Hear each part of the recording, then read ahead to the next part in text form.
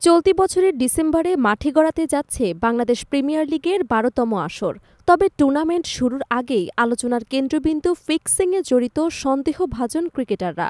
এ বিষয়ে বিসিবির সভাপতি আমিনুল ইসলাম বুলবুল জানিয়েছেন, তদন্ত প্রক্রিয়া চলমান এবং কমিটির ওপরই চূড়ান্ত সিদ্ধান্তের দায়িত্ব দেওয়া হয়েছে। ৫ দল নিয়ে এবারের বিপিএল শুরু হবে আগামী ১৯ ডিসেম্বর। ফাইনাল অনুষ্ঠিত হতে পারে ১৬ই জানুয়ারি। এর আগে ১৭ই নভেম্বর হবে প্লেয়ার্স ড্রাফট। টি-২০ বিশ্বকাপকে সামনে রেখে এমন সম্ভাব্য সূচি চূড়ান্ত করেছে বিপিএলের গভর্নিং কাউন্সিল। তবে টুর্নামেন্টের প্রস্তুতির মধ্যে গত আসরের ফিক্সিং সংশ্লিষ্ট অভিযোগ নিয়ে নতুন বিতর্ক শুরু হয়েছে। সংশ্লিষ্ট ক্রিকেটারদের এবারের আসরে খেলার অনুমতি দেওয়া হবে কিনা তা নিয়ে এখন সরব ক্রিকেট অঙ্গন। বিষয়টি নিয়ে সোমবার সাংবাদিকদের সঙ্গে কথা বলেন বিসিবির সভাপতি আমিনুল ইসলাম বুলবুল। তিনি বলেন, আমরা এক চুলও নড়িনি, কোনো রিপোর্টও গায়েব করিনি, সেরকম কিছুই হয়নি। তদন্তের কাজ চলছে, কমিটি এ বিষয়ে সিদ্ধান্ত নেবে। শাস্তি মওকুফ যা আছে তারা নেবে। আমরা তাদের পূর্ণ এখতিয়ার দিয়েছি, তাই এখন কিছু বলা ঠিক হবে না। বুলবুল আরও জানান, তদন্তাধীন অবস্থায় কোনো নাম প্রকাশ করা হবে না। নামগুলো তো আমি বলতে পারব না, তবে তারা কাজ করছে বললেন তিনি।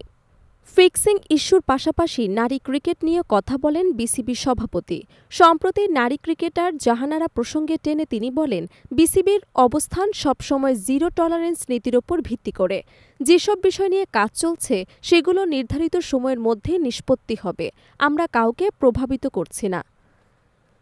নারী ক্রিকেটে নেতৃত্ব এবং প্রতিনিধিত্ব বাড়ানোর প্রসঙ্গে বুলবুল জানান, আমাদের বোর্ডে এখনও কোনো নারী পরিচালক নেই। আমি প্রেসিডেন্ট হওয়ার পরই বলেছিলাম, আমাদের টার্গেট আছে, ভবিষ্যতে নারী ডিরেক্টর অন্তর্ভুক্ত করতে চাই।